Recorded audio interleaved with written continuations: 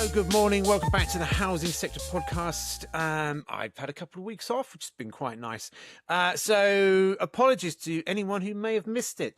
Today, we have two people on. I have Muhammad Khan and Mark Hughes, and they are independently coming from different areas. We have Mark from Southwark, and Royal Borough of Kensington is where Muhammad is. And gentlemen, if I'm correct, we are talking today about how local authorities are using decants as a way of sort of getting people evicted without going through all the process, which sounds like quite an incendiary topic to be having on a Sunday morning. But gentlemen, I leave it to you. Mark, thank you very much indeed for joining me today. Why don't you give us a little bit of background about yourself and then we'll get started. Yep. So I'm a Southwark resident.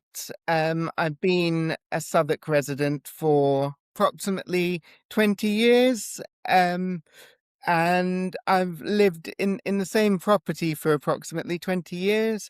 And I'm also, ironically, a housing solicitor, which might come as a bit of an irony given the topic that we're talking about today. Okay, thank you. And Mohammed, you're over at the Royal Borough of Kensington, is that correct? And we've already done a blog about the Royal Borough of Kensington, haven't we? That's right. Yes. Okay, so what brings you to the table today, Mohammed? I am concerned about this decanting process and the issues with it. And you are right that it is not simple management of the housing, which requires decanting sometime, but it is something politically very sensitive.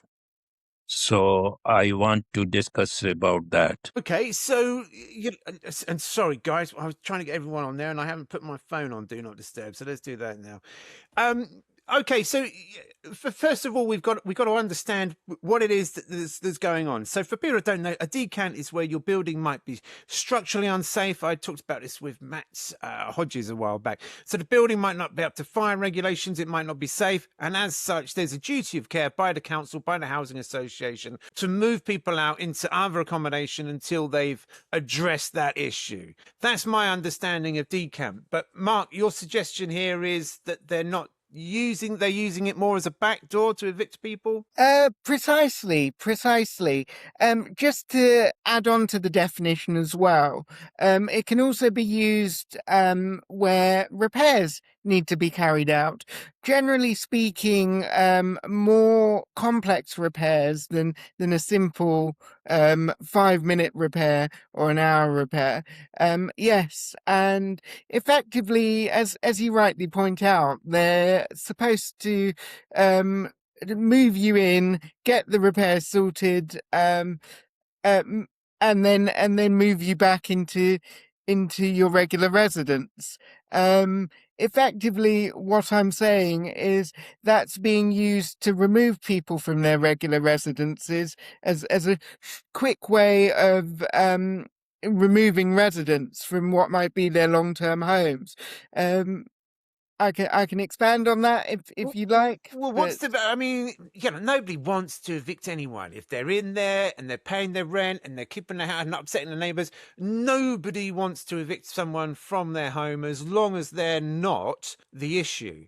So why are you suggesting that Suffolk Council there are trying to evict people via the decant process? Well, it happened to me, if you'd like me to give a bit of information about my personal experience. So I had quite long-term disrepair issues in my property, bearing in mind that I've told you earlier that I've been a resident for approximately 20 years. It was determined that the matter went to court and it was determined that these repair issues were so significant that they need to give me a decant because I'd be out of my residence for such a long period of time that such was necessary. They arranged for me a decant which had its own set of issues. The property that they decanted me into was ultimately not suitable in that it didn't have working electricity. It had mice, so there was an infestation, etc. While they had decanted me, they offered for the decant to be my new permanent residence. I said no because the decant had its own problems of lack of electricity and mice. They then tried to sweeten the deal by offering me a 2-bedroom property, Southwark. I again said no for 2 reasons. Number one, to offer me a 2-bedroom property would have been unlawful. I don't have a 2-bedroom need pursuant to Southwark's allocations policy. And secondly, a 2-bedroom property would have meant paying more rent to Southwark, and I certainly didn't want to pay more rent to Southwark. So I refused that.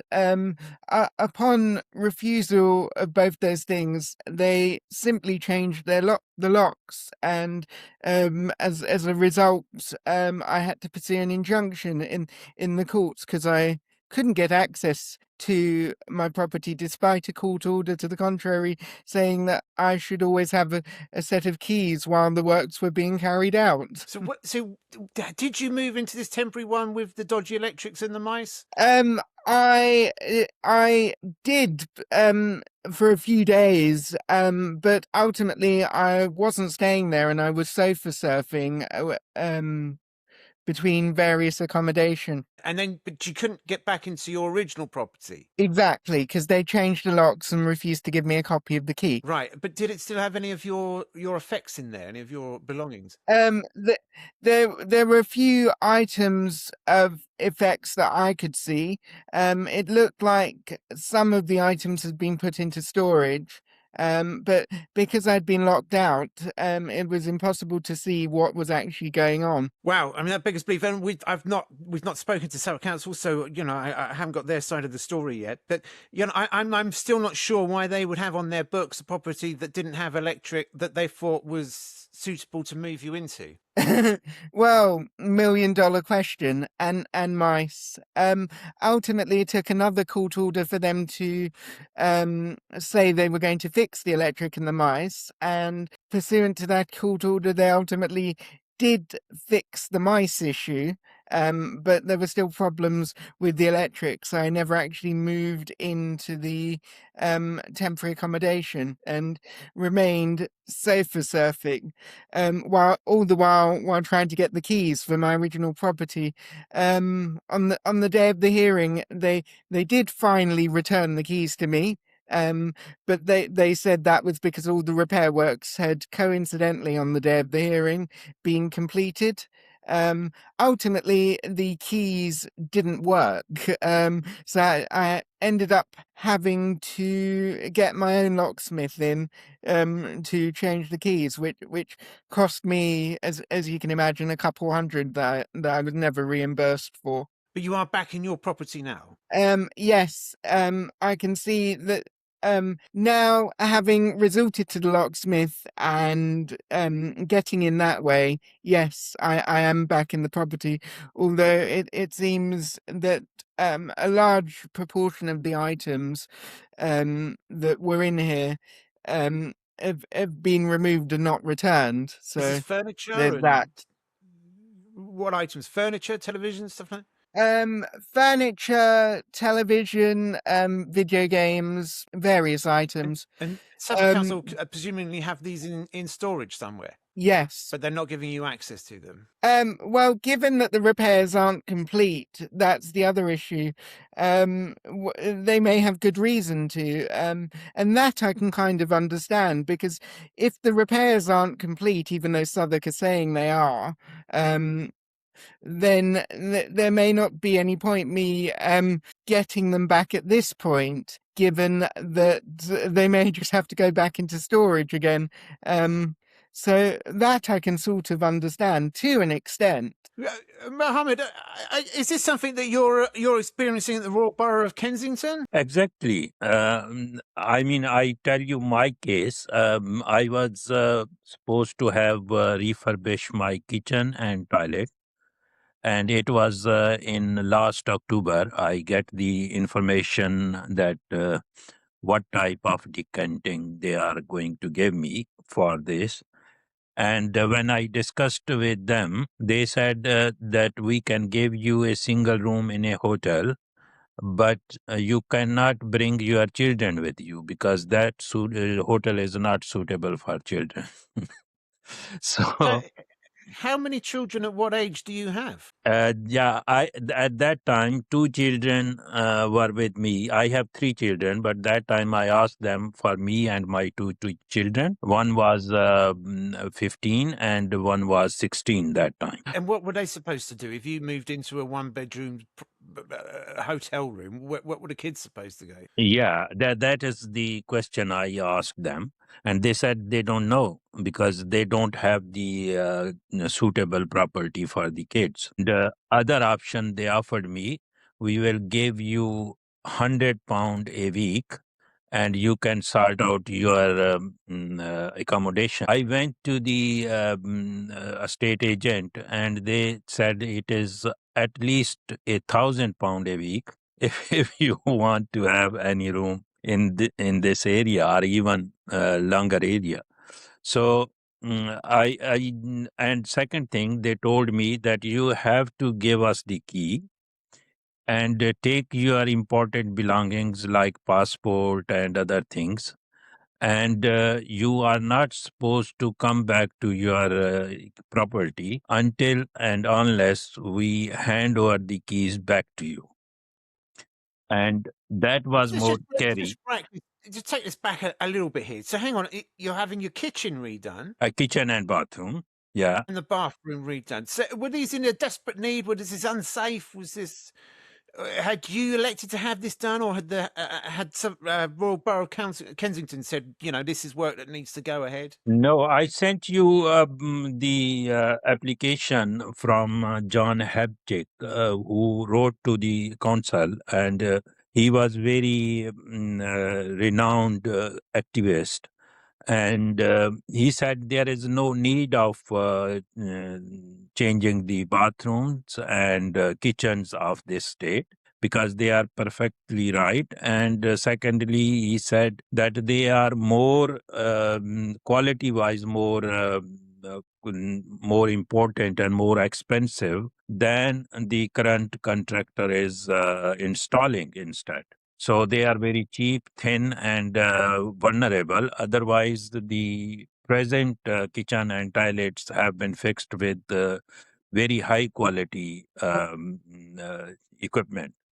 But he was still waiting for his reply, and he died last week. I mean, there are a lot of issues with the contractor. That is a pure separate topic because many residents have raised the issue. One electric company. I sent you another. I mean, we've got to assume that people at home haven't read these documents because they haven't, and I've read bits of them, but we just so we can keep people who are listening and watching at home here, who won't have that background information, and let me just bring it back here. So. Now, having a kitchen refurb, which doesn't sound like it needs to be done anyway, it's an inconvenience, it's going to be annoying, but after a couple of weeks with you living in the property, I'm assuming that they could have done that without moving you and your family out? No, mine was a studio flat, and I had 2 children with school going age, and if that is no kitchen and no bathroom, then it is difficult for them to attend the school. And moreover, I had a lot of my medical conditions, so dust and other things were not suitable for me. So that's why I could not. Okay, so did other people in the block, did they have to decant, or were they able to stay while the work was being carried out? But this is an interesting story because they were offering me decant which was not suitable for me. And there is another lady next block. Yeah, she was going through the electric change because they are putting the new electric mains, electric rising and electric lateral mains. And by a company which was opposed by the residents, and she was asked that they are going to do it while she is in there, and she is very vulnerable and has medical issues. So they didn't wait for her to be ready or asked her for alternate accommodation. She requested for one, but she was refused because they said they don't have any decant accommodation for her. I don't know why. And they changed the electric without her being actually ready. They forced her to be ready and change the electric. And what happened, what residents were asking before, after a couple of weeks, there was fire, smoke for 4 days. That block had no water, no hot water, and there was fluctuating electricity, which burned all their electric equipments. And so it is a political thing because once you ask it, you can't get it. And if they want you, you can get it. There is an other example next door block, which is Cadogan block. And I know two examples from that one lady.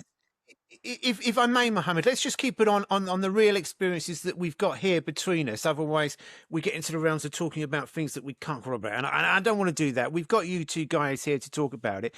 Thank you, Mohammed. I'm going to come back to you in a minute. Mark, you've got a background in the law and the legal aspect of this, and an understanding of that. Is there anything in your situation where had you given them any reason to want to evict you? Had you been a troublesome tenant? Were you behind in payments? I mean, because we're suggesting here that they're using the back door of a decant to evict people, but why would they want to evict you? I have brought a number of legal cases against the London Borough of Southwark and been very successful in doing so. There's also, I don't want to get into this too much because it's speculation on my part, but it might be useful just to touch upon. Again, I will say this next part is purely speculation. Several neighbours that have lived in this block for a long time have been moved elsewhere, and as a result of AWAB's law that I'm sure you're aware of, which if for the people watching at home that don't know what that is, effectively puts specific timescales on local authorities to deal with emergency hazards. Effectively, a lot of residential properties in the block, residents have been moved out, and they seem to be using it as what's known as spot nightly accommodation or temporary accommodation for the purposes of AWAB's law. So that could be a potential reason that effectively, A, I'm a thorn in their side, or B, they're effectively looking for a large proportion of accommodation to deal with their obligations under AWAB's law, and they need that accommodation quite quickly and simply don't have it. Okay, so the sort of suggestion here is that, whilst they've got you living in a damp property, there's a legal obligation, and by moving you out, they're sort of bypassing that. These people that have been decanted, your neighbours that have gone, have any of them ever returned? Not so far that I've seen.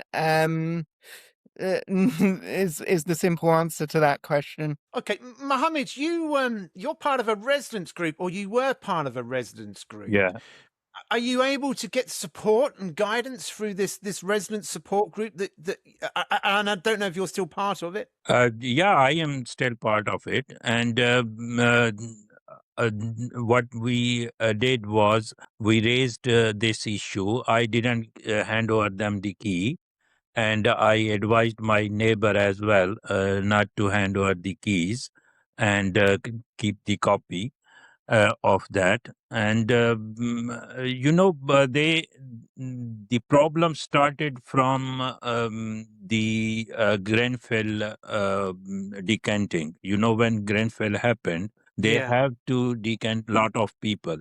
And what happened even before the Grenfell decanting was there, the problem is that residents have stopped trusting the management, because they were given assurances before. The Grenfell resident has raised a lot of issues, but they were given the assurances which didn't come up true. And that is why people have stopped trusting the governance of the management authority. And it is more political issue. Decant is not only for temporary transfer. It is sometimes the building is not livable. So they have to demolish the building and give it for the luxury apartments and accommodation. Basically, it is the cleansing process for those buildings. And some buildings, they are not yet decant and livable, but need little repair. But uh, as Mark said, they are not allowing people to come back. That will make these buildings decant permanently. So there is temporary decant, there is permanent decant. So temporary decant, how temporary decant you can cast into the permanent decant, that is the real politics. And that is what is happening in the richer property area. North Kensington is very complex area, having the richer property area and poor residents in the social housing. So that is the perfect target for such activities. What they are doing with the residents. So your suggestion here is that sort of gentrifying an area. They're That's taking right. a block of social housing or mixed units and whatnot. They're decanting the people out there so they can then knock that down, build luxury apartments and profit from that. That's right. Yes. That's the suggestion. Mark, do you agree with? I mean, that seems like quite a bold claim there to make. Do you agree with that, Mark? Is that something that you're seeing? I do. One of the things, just to add on to what Mohammed said, one of the reasons local authorities may wish to make a temporary decant a permanent decant is when the property in question is budgetarily too expensive to repair. Yeah. It's often just cheaper to hive the resident off somewhere else, never repair that property, and say, right, that piece of stock can just stay in disrepair. Also, from a budgetary perspective, if they've transferred a temporary decant and changed it into a permanent decant, it's actually a different department that deals with the repairs. It's no longer the repairs team or the responsibility of the repairs team in most local authorities. And from my information from Southwark, it then becomes the responsibility of the voids team to repair. So different budgetary constraints. I mean, it's just shocking to me that this type of thing is going on. As I'm sure you are aware, Ben, and I'm sure Mohammed is too, that there's a distinct process to evict somebody or to turf somebody out of their home, because that's ultimately what local authorities are doing here. They're turfing people out of their homes that have an absolute right to stay there until evicted by court order and ultimately by bailiff's warrant, which is a long process. On average, given the backlogs of the court, it can take up to anywhere between a year to 2 years, depending on court availability to do that. This effectively allows them to cut that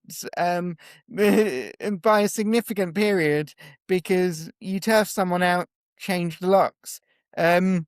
rather than waiting through the entire process.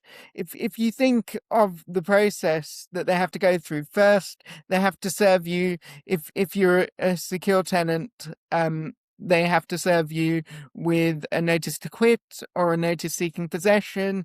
Then they have to institute possession proceedings.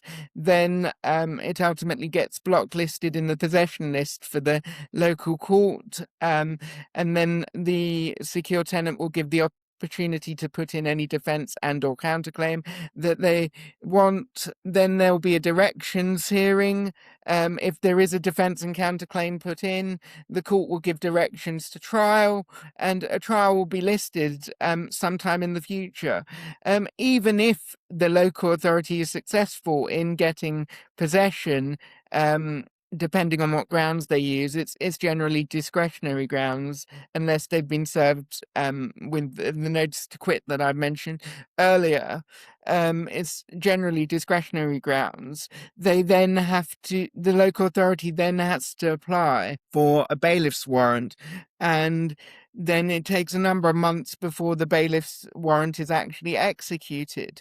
And even then, even up to the day of eviction, you can effectively apply to suspend that bailiff's warrant. Simply turfing someone out of their homes and then changing the locks on what their permanent residence is a far cheaper and quicker solution than going through the whole rigmarole of the possession process that I've just described. So it is a bold claim, but certainly an easier one. It's a claim that I've been making for a while, because my own landlord, Green Square Accord, they were very much selling off properties, and I'm assuming that you're paying a service charge for the maintenance, so you pay into this budget to have your flat, your home maintained, and those works carried out, which they don't do, and then it falls into disrepair, which then kicks them in. Well, we can't afford to keep it anymore or get rid of it.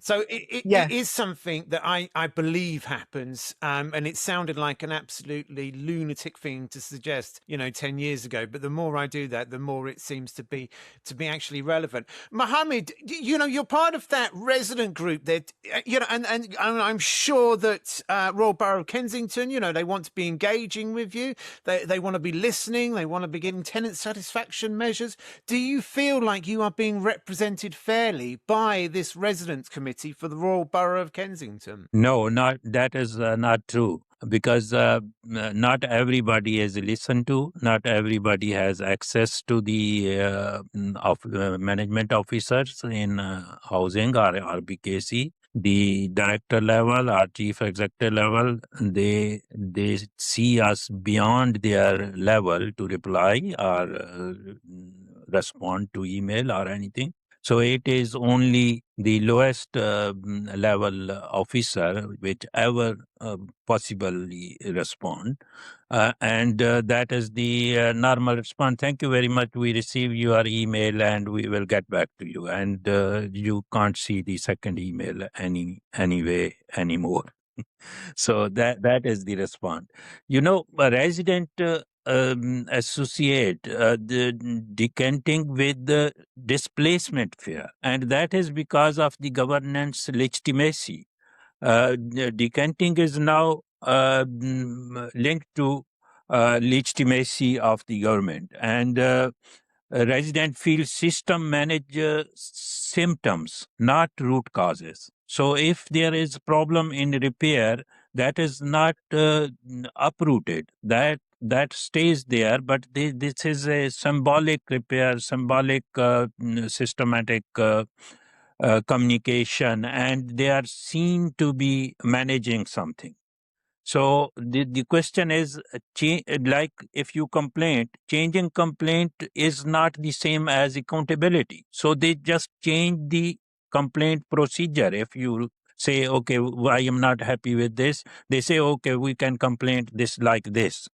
But this is not the accountability. End of the day, there is a rare complaint which resolve the problem. complaint is resolved because they close the complaint. But whether the complaint has resolved the problems, that is another issue, and that doesn't count into their performance. That is the participation of the residents, even from the resident association, is procedural unless you are manageable resident representative and you vow for them whatever they do, then you are in their pocket and in good books. And these are the people, 25 people in our borough, which are presented in front of the regulator, housing, social housing, and others. Look, residents are with us. And they are the people who are on the committees, who are on the participation, engagement, consultation forums. So they show that residents are with us, but they are manageable residents. And they have been getting a lot of conferences, trips, and other things. So they are happy with each other. So they have no issues. That's something that there's a blog going live this week, and I absolutely agree with you there, Mohammed. The residents committees and the residents panels, they are usually fronted and hosted by people who, as you say, play the game and enjoy that little bit of stigma that it gives them, that thing. And that's something we're going to come back to on that one, but not for this one. But I'd like to thank you, gentlemen. I'm really sorry that you're having to go through this and this uncertainty. And to say, Mark, a home of 20 years, and Mohammed, to bring in your children as they go through their exams. You know, this is a major impact on both your lives. Thank you very much indeed for coming on today to discuss that. Keep me updated. I will reach out to both councils to see what they say, and I will let them know that this is going live. But, you know, stay strong. Guys, coming up this week in the housing sector, we've got that blog about representation on panels, including the likes of Tapas and you know, the Child Institute of Housing, how it is very much manicured presentation of issues, as Mohammed alluded to there. And, of course, you can read back about the echo chamber that has already been written. If you have any questions... Sorry, Ben, last thing I want to tell you that I was thinking about this primarily a temporary decant to permanent decant, and the how they do it is I coined a phrase, the dead rat in the cupboard analogy. Residents describe hidden structural governance failures. Institutions often respond with procedural air fresheners. And new complaint systems and branding may not resolve the root causes. The real question, has accountability actually improved? Resident, councillor, and contractor all have been informed, but information asymmetry creates accountability risk. Unless they unlock the cupboard and throw out the rat, the smell is only cured by the air fresheners, by the housing manager. Yeah, no, it's absolutely there. And what we do now is we have communication teams, we have PR, and it's all, look, we've done this, we've achieved that, we're giving to that. And as you say, those root cause remain there. Gentlemen, we've come to the end of today's session, but again, thank you very much indeed for your time. And if anyone else would like to be on a Housing Sector podcast, please drop me an email, ben@housingsector.co.uk. Gentlemen, thank you very much indeed for your time today. Have a good day. Thank you, Ben.